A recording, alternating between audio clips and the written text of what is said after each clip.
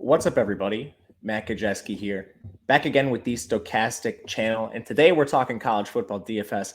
Bowl season is upon us, and we have a two-game slate on Friday. We'll break down everything you need to know. But before we get started, make sure to hit that thumbs up button, subscribe to the channel, and hit the notification bell so you know when this and all other contests go live.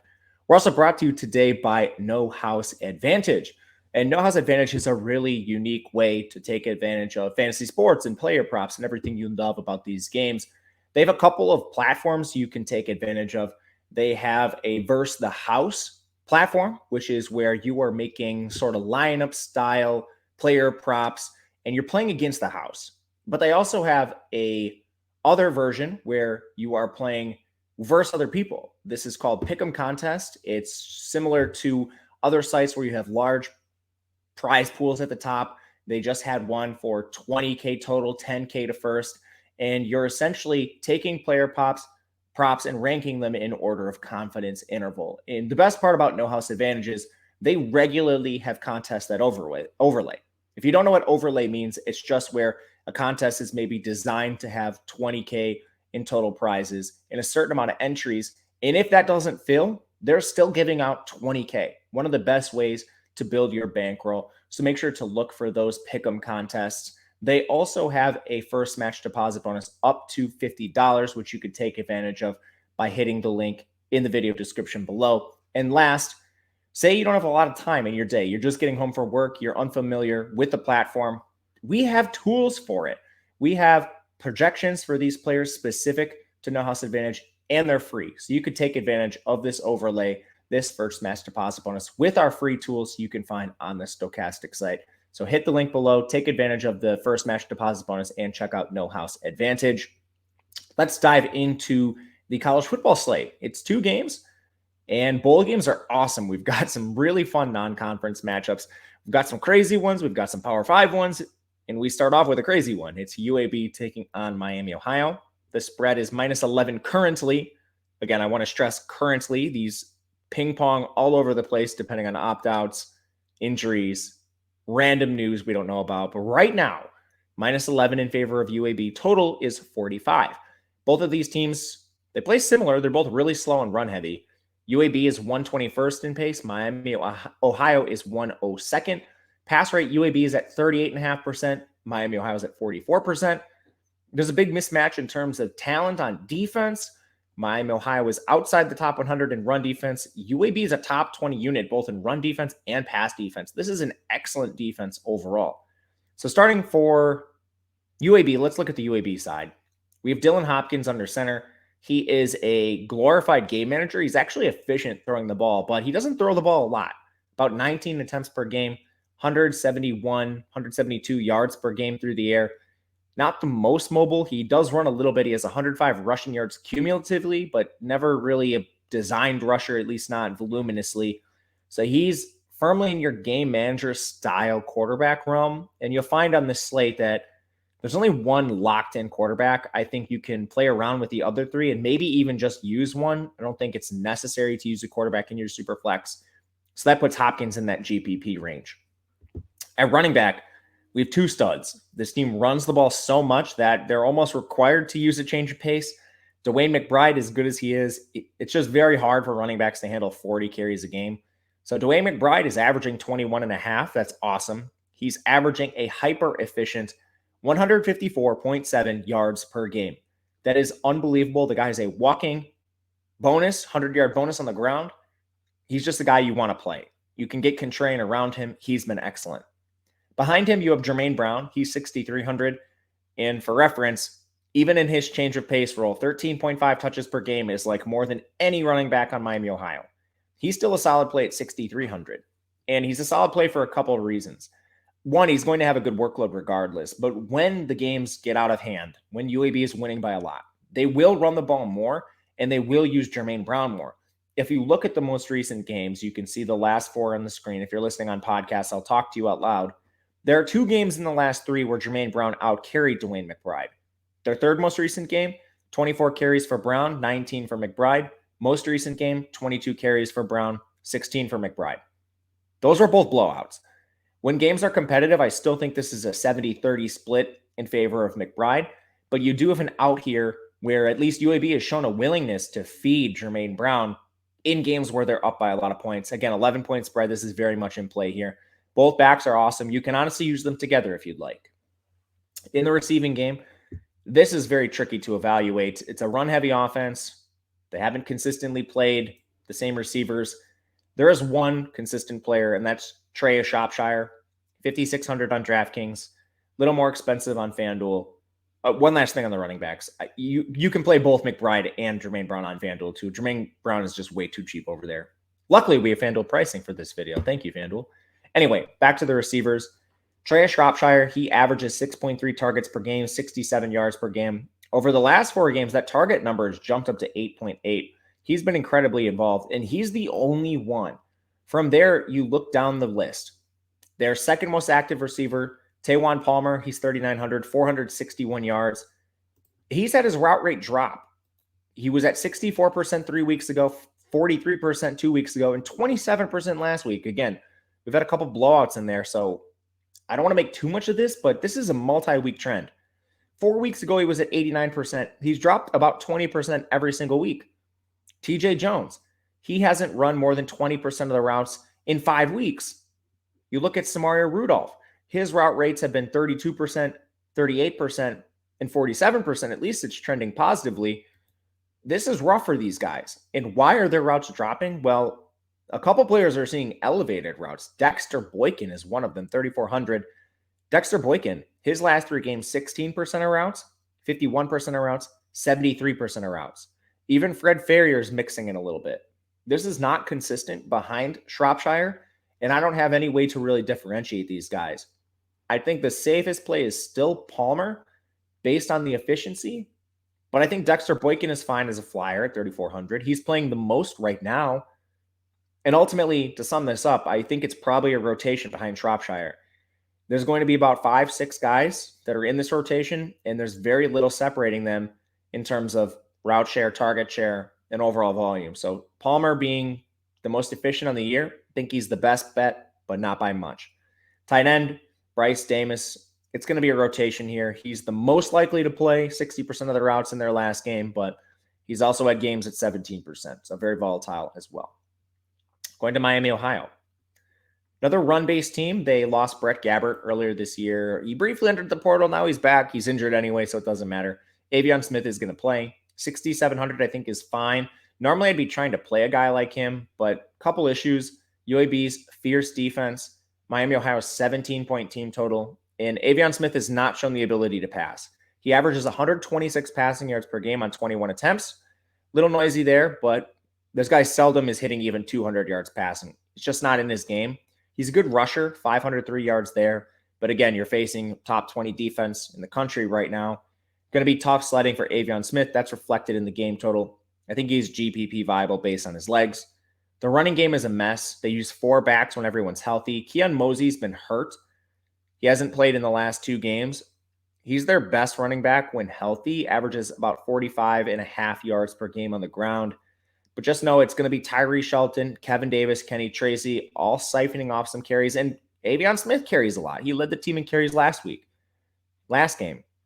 So it's tough to play Miami, Ohio back. I probably would just avoid this. Receiving game, you have Mac Hippenhammer. He's the true alpha, and this is important for a run-heavy team. You have a guy with a 34.5% target share, 62 yards per game, 8.2 targets per game on the year. He averages 10.5 targets per game over the last 4. Mac Hippenhammer is viable at 6,500. It's a bit expensive, but I have no issues here. Then wide receiver 2, wide receiver 3, that's going to be Miles Marshall and Jalen Walker. I think there's very little separating these guys.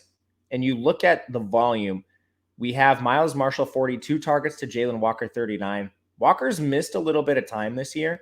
Not a lot, but if you look at their targets per game, Walker actually has the edge, 3.6 to 3.5. It's very close. And efficiency-wise, Miles Marshall is still pretty far ahead of Walker, 32 yards per game to 24. But ultimately, do I want to pay $5K for Miles Marshall when there's alternatives? Or you can just pay down to $3,800 for Walker if you're playing a punt option on this Miami, Ohio team. I think I'd prefer Walker price adjusted. It's close, though. 6 targets in Walker's last game. Tight end is going to be Jack Calderon, but he's going to mix in a little bit of time with some other tight ends. You'll see some Nate Mersch and some other players here. I think Calderon is clearly the third option among the cheaper pieces for Miami, Ohio. Let's get to our second game. This is the one people will stack. Troy taking on UTSA, the winner of the Sun Belt, the winner of Conference USA. It's a 1-point spread currently. This is bounced around between a pick'em and -2 in favor of Troy. Total is 56 here. This is a game of sort of polar opposites. Troy's slow and they're run heavier. 105th in pace. They have a 46.5% pass rate. UTSA is 26th in pace. They play fast. They have a 48% pass rate. They now have lost their offensive coordinator 2 years in a row, but I don't expect a lot to change here. Troy, they play very sound defensively. UTSA does not. There's a lot of injuries on UTSA, not so much on Troy, but let's dive into this from a DFS perspective. Troy's QB is going to be Gunnar Watson. Jared Deggy played a little bit earlier in the year, but it's been Watson down the stretch. Amazing game in the conference championship against Coastal.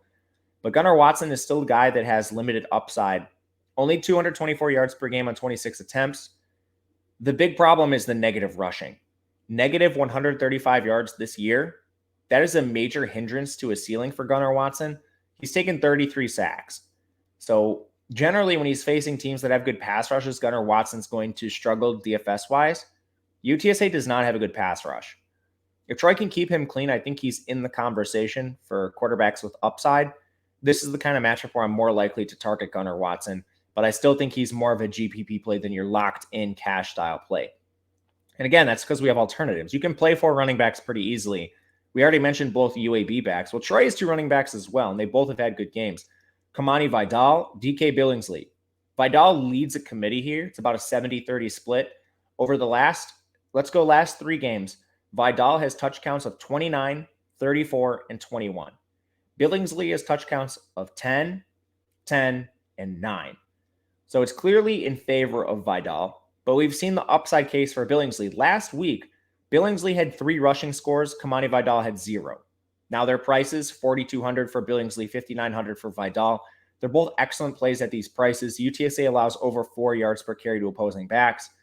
This is a very good buy low spot on Vidal, considering Billingsley had all the touchdowns last week.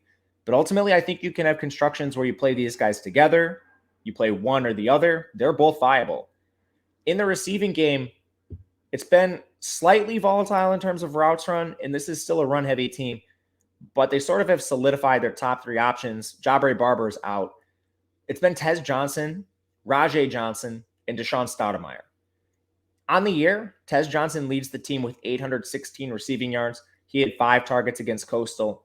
He didn't have the best route rate, but again, that was a slaughtering, so I don't want to look too much into this. He very clearly leads the team with 6.5 targets per game. From there, the second most efficient receiver has been Rajay Johnson. He has 672 yards. Deshaun Stoudemire comes in at 489. Well, Deshaun Stoudemire actually has better target volume, 58 targets to Rajay Johnson's 50. The route rate last week was actually the best for Stoudemire. He led the team in routes.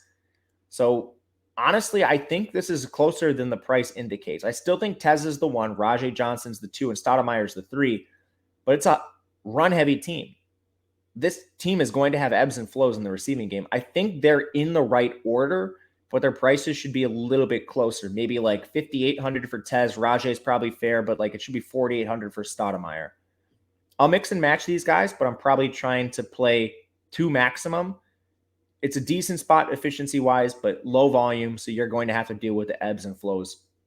For tight end, not interested. You've got 3 guys splitting time. Michael Weiss, DeAndre Lewis. There's a couple guys. Clayton Olendick. They all mix in for tight end. So it's basically the top 3 receivers or pass. UTSA is fun. Really fast team. Frank Harris, he returned to the field. He's going to play next year as well. So he automatically is the number 1 quarterback. It's not particularly close. 588 rushing yards for him. Elite mobility, averaging 298 passing yards per game on 33.5 attempts through the air. Just incredible efficiency. Draws a tough matchup, but there's just flat out no alternatives to Frank Harris. He's a guy you lock and load and get different elsewhere. Running back, Brennan Brady was called out for the year. That's what the coach said. So I don't think he's going to come back. Ty Edwards hit the transfer portal, so I wouldn't expect to see Ty Edwards. That leaves Kavorian Barnes and maybe Traylon Smith. Traylon Smith hasn't played in multiple weeks. He was spotted in a walking boot ahead of the Conference USA title game. No idea if he plays. If Traylon Smith is active, I think this is a committee, maybe a 70-30 split in favor of Barnes. But if Traylon Smith is out, we saw in the title game, they're willing to give Barnes an enormous workload. He had 28 carries and 1 target in the past game for 29 total touches. Kavorian Barnes, I think, is in play regardless if Traylon Smith returns or not. But at 5,200, he's just flat out too cheap. If Traylon Smith is active, I think you can play both of them. Really, there's 3 teams that have 2 backs that are viable, and then Miami, Ohio is almost untouchable. Going down to the receiving game, this team lost to Corian Clark earlier this year, but they really had 3 alphas. Now they're kind of reduced to 2, but it honestly makes it sort of easier to decipher. You'd know the ball's going to Zachary Franklin and Joshua Cephas. They're priced appropriately. Honestly, they're probably a little too cheap, and I'm playing at least one of these guys. Zachary Franklin, he averages 9.2 targets per game, 84.5 yards per game. Cephas comes in at 8.7 targets per game, 74.8 receiving yards per game. You want to play these guys just flat out. And then you have Tyke Ogle-Kellogg. He's now eclipsed 80% of the routes in 2 straight games. Hasn't led to a ton of volume in the last 2, 5 targets and 3 targets. But we're talking about a 3,500, nearly every down attachment to Frank Harris. No, it hasn't been efficient. But honestly, you're debating him versus really cheap Miami, Ohio receivers. UAB receivers on a run-heavy offense, and we can't even guarantee their playing time. We can guarantee Kellogg's playing time, so I think he's a pretty good value play overall. And then last, the tight end position. There actually is some viability here. We lost Gavin Sharp a couple weeks ago, and that has sort of consolidated opportunity for Oscar Cardenas. 6 targets in the title game, really good efficiency there too. He's a big body, doesn't look a lot like an athletic tight end, but he finds ways to get it done. Honestly, in a vacuum, just 1-for-1, I'd prefer Ogle-Kellogg to Cardenas, but it's close, and I think he's in a pretty good GPP play for that matter. But that's the slate. We'll be back. Whoops, accidentally hit something. Sorry, guys. Was trying to bring my own face back on, hit something else. But anyway, back now. We'll be back tomorrow with the whole Saturday slate. We'll talk the showdown too. If you can, hit the thumbs up button, subscribe to the channel on the way out. Also, if you're listening to this on podcast, leave a rating and review. It helps a ton. Thank you if you've done that. And a comment. If you're watching on YouTube, comments always help. I'd love to hear what you guys think. And you can also reach out to me on Twitter at Matt_Kajeski if you so choose. Again, we'll be back tomorrow. I'll catch you guys all then. But until then, good luck.